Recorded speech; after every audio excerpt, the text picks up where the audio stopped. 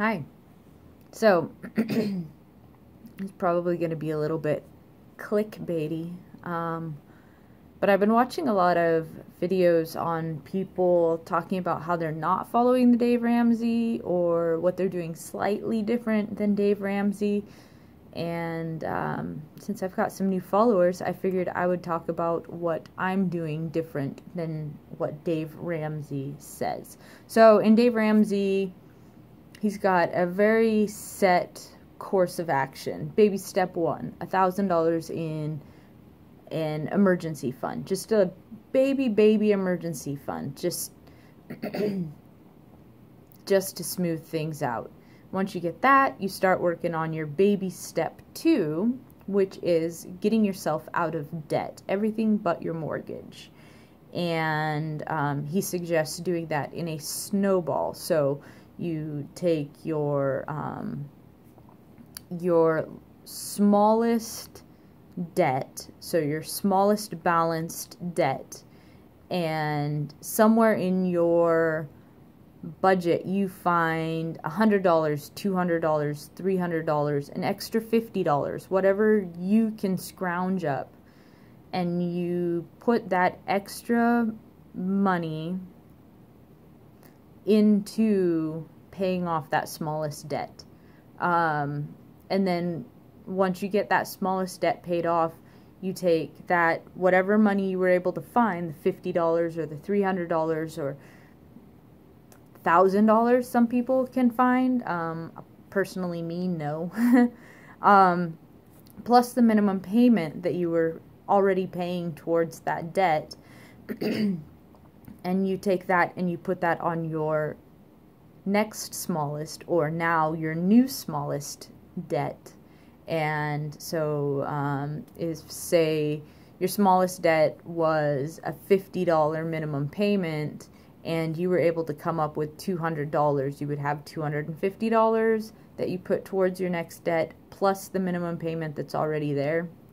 Say that minimum payment is $25, so you've got $275 going towards that debt next, and you pay that until that's done, and then you take that $275 that you were paying and you put that towards your next debt on top of the minimum payment.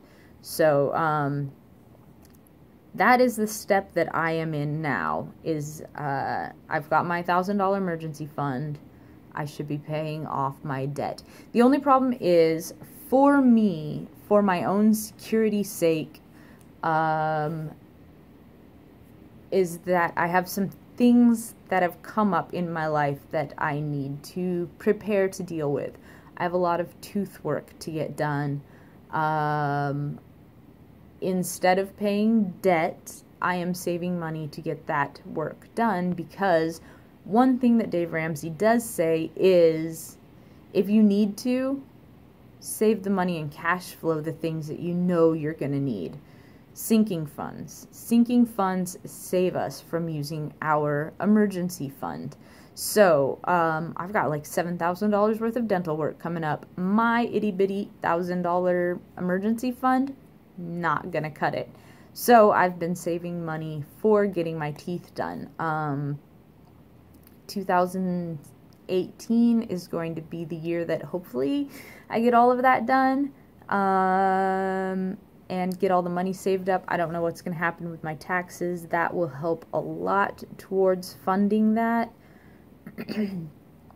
And then another thing that I've got coming up is I've got a 25-plus-year-old 260,000 mile vehicle that it works for now. It gets me to and from where I need to go. It's not a cross-country driver. It is, I can drive across the state and feel fine, comfortable, super comfortable. I'm anticipating that it probably has 3 more years in its life. Things beyond basic maintenance. You need to buy alternators. You need to buy brakes and tires and oil changes and random things like that. But if something much more catastrophic happens, like the radiator dies, I would seriously contemplate the value of my vehicle, which is like roughly $1,000 sell value, versus how much the repair would cost. And that is how I will decide when I need to replace my vehicle. Either it dies or the repairs are so much more than the value of my car that it doesn't make sense to put more money into my car. My car has been great. I bought it for like $2,500. I had to do some work on the front end. Well, I had to get work on the front end done. I've had to replace a bushing. An alternator went out. I bought this vehicle in 2009, early 2010. So, now we're at 17. So I've got like 7-8 years in it. And besides the initial purchase that I made for it, I bought it in cash. I had the cash in my account long before Dave Ramsey. I was still really not good at taking care of my money yet. Besides the purchase price of $2,500, I have put in another, I would estimate $2,000 in repairs. I had to replace on the driveline, there's like this bearing that helps keep the driveline, because the driveline, when it's spinning, it can get like harmony and start vibrating really bad. So there's this bearing that's like halfway down the length of my truck that helps to solidify the driveline. I had to replace that. That was like $500. The front end work that I had done was like another $700-800. Alternator went out. That was like another $120.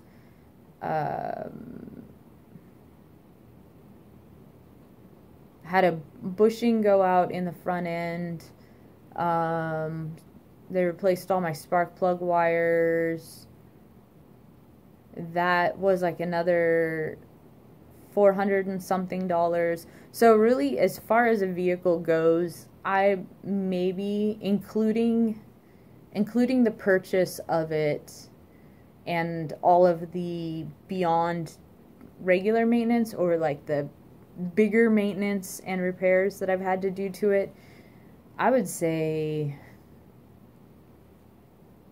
if I've got $5,000 into the vehicle, I would be kind of surprised. But it's lasted a long time. It has a reconstructed title.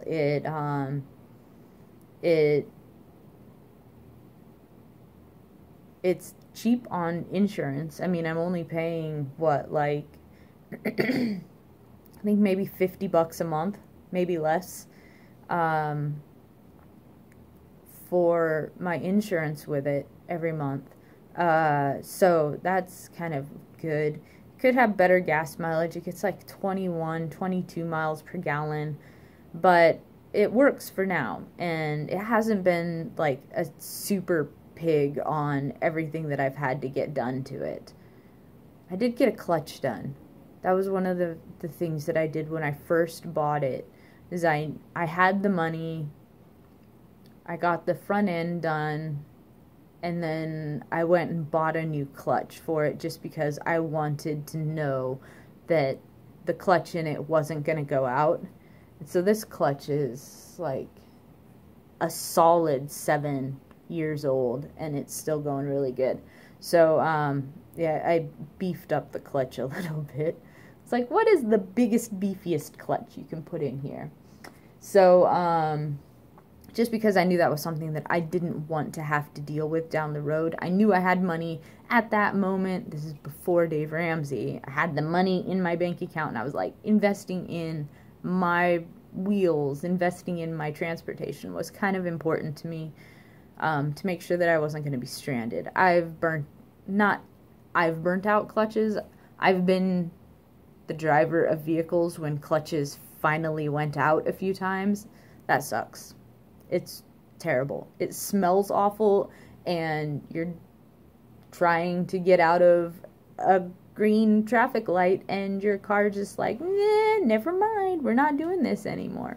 So it was something I didn't want to have to deal with. So yeah, I mean, it's coming up on time to replace it. So I figured that Dave Ramsey says save for the anticipated things that are going to come along. You know Christmas is going to happen. I'm not going crazy for Christmas. You know birthdays are going to happen. I'm not going crazy for people's birthdays. I know that I'm going to have to replace my car fairly soon. Fingers crossed it lasts longer than 3 years, but I would like to have that money set aside, ready to go, just in case the inevitable happens before I'm ready. And then with my teeth, Dave Ramsey says, do what you can not to accrue more debt. And so instead of getting a credit card or whatever and getting all of my dental work done, I am working on cash flowing it. I've got a sinking fund system set up to save up money. When I've got the money, I make the appointment. I'll go in and take care of my teeth. The reason why I can't put off my teeth or my car until after I'm done with baby step 2 is because baby step 2 is seriously going to take me like 5 to 6 years. And in all honesty, $1,000 savings or emergency fund does not make me comfortable, especially when buying a $1,000 jalopy out here where I live is like Russian roulette, because that $1,000 car is probably going to cost you an extra $2,000 in repairs for whatever reason. And yeah, so to me it makes more sense to have that money set aside to buy something better. $1,000 compared to my teeth, each one of my dental visits is basically $1,000. This first one that I've got in 2 weeks, next week, it's only 1 week away, is already going to be like $750. The one that I've got set up after that in March is $850. So basically, I would just be flowing in and out of my emergency fund this whole next year, and instead my goal is to have all of that stuff cash flowed and not have to touch my emergency fund. So the goal 2018 is to not touch my emergency fund, because I am preparing for the inevitable super expensive things going on in my life right now. So if you watch my budget videos and you see that I have student loan debt and I am not paying towards my debt right now, that is why. My basic needs, this is like not cash flowing everything, and just basic needs to survive, is currently $1,370, and I get in pay right about $2,000 plus or minus. That extra money that in my budget, because we zero budget here, that is going towards right now funding my teeth. That's a big thing, because that can't wait 6 years. Like, my teeth are bad. They might not look bad, but there's like a lot of cavity that's going on from, yeah, just because bad money management and bad mouth management. So and that's not including like gifts or giving, or I've got, I'm setting money aside to go on adventures, aka maybe start dating.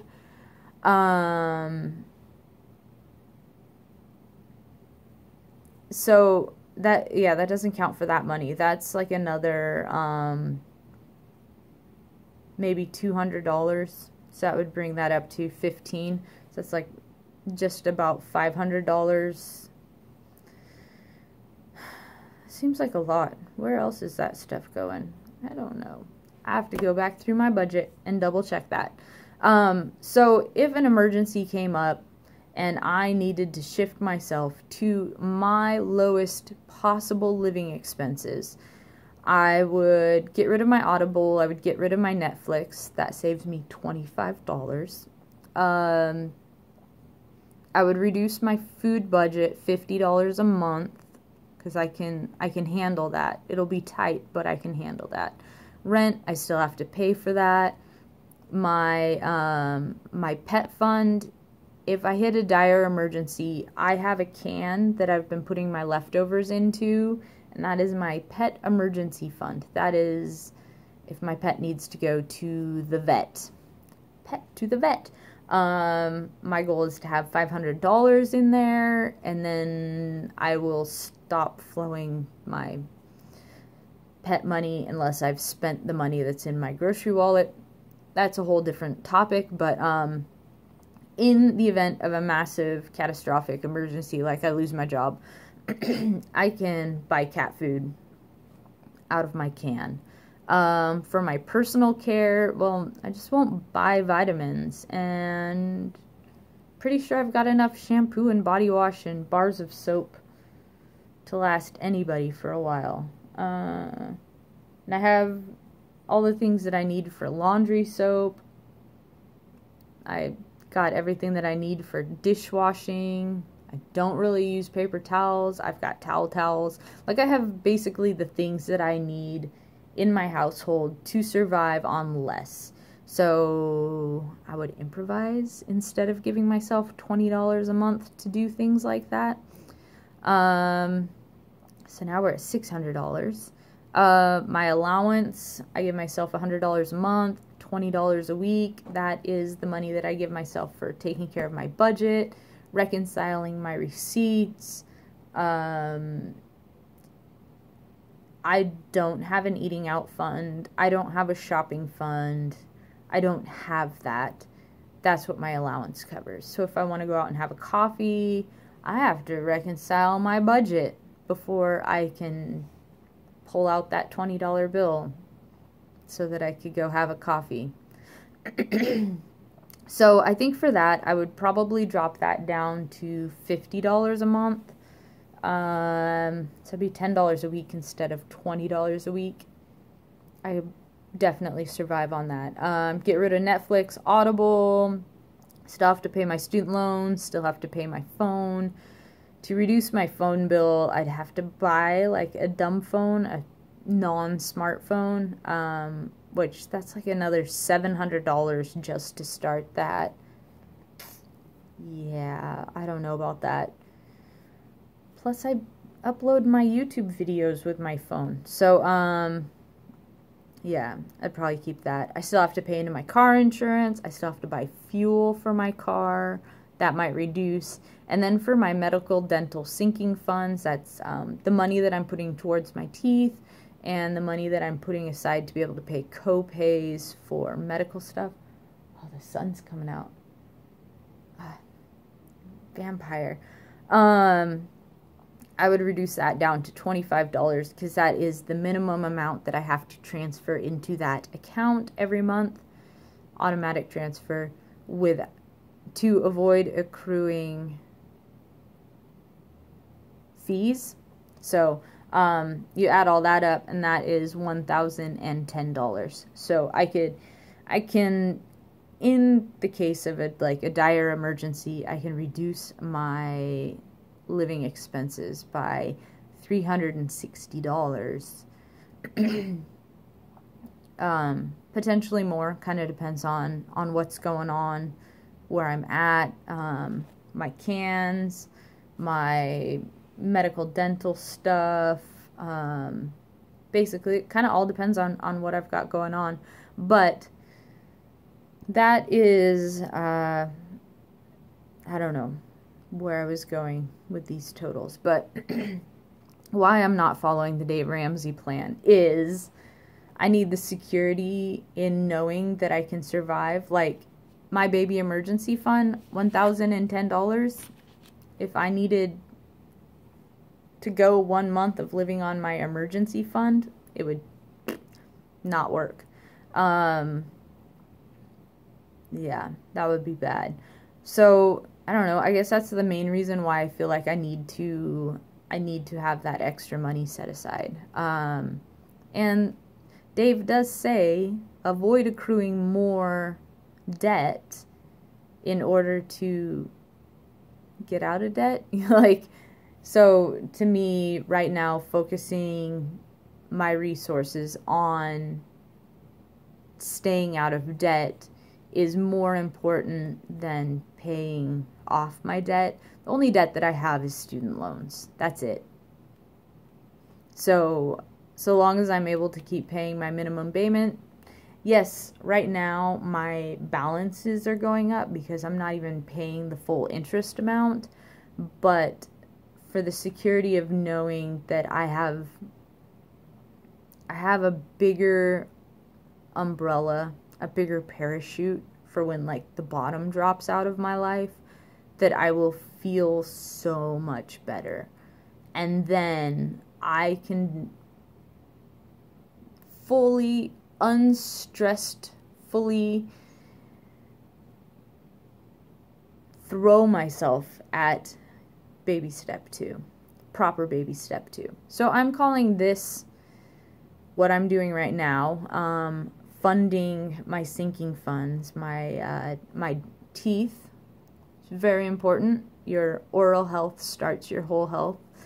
And having money set aside to be able to, it doesn't have to be a super great, awesome car, but it has to be reliable enough to be driving where I'm 25, 50 miles away from civilization.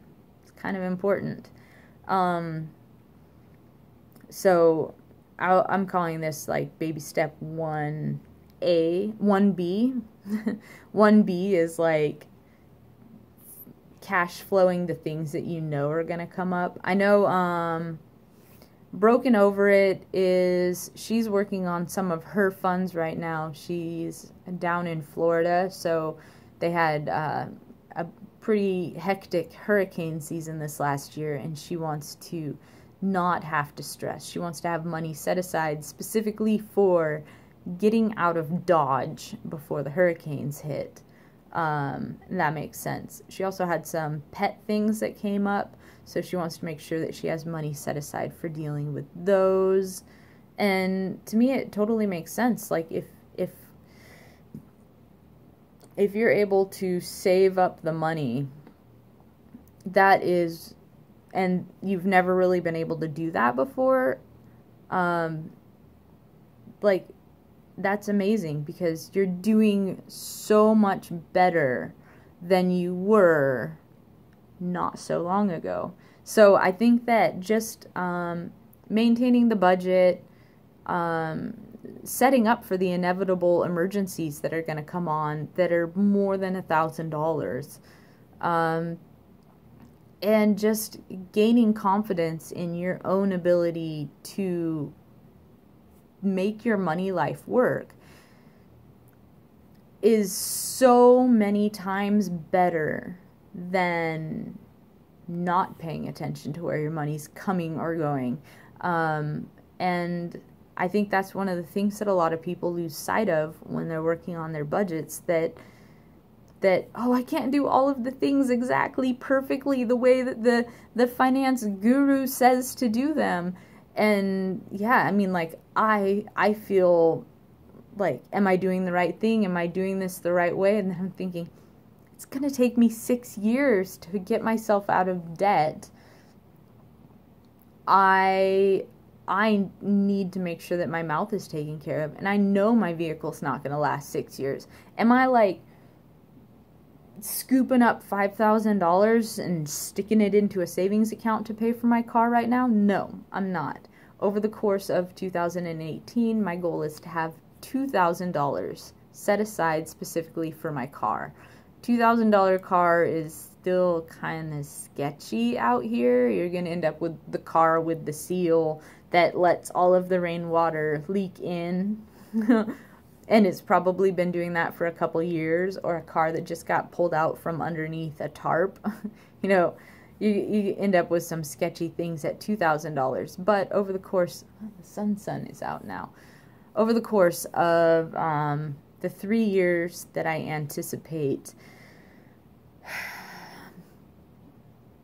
my car lasting, I will be able to get a good chunk. A $5,000 car here is a really, really decent car. Like, the difference between a $2,000 car and a $5,000 car is like buying a car that'll last you for 2 to 3 years, plus or minus the thousands of dollars that you're going to put into getting it repaired, and living with some unhealthy condition. Wow, it's getting really, really bright.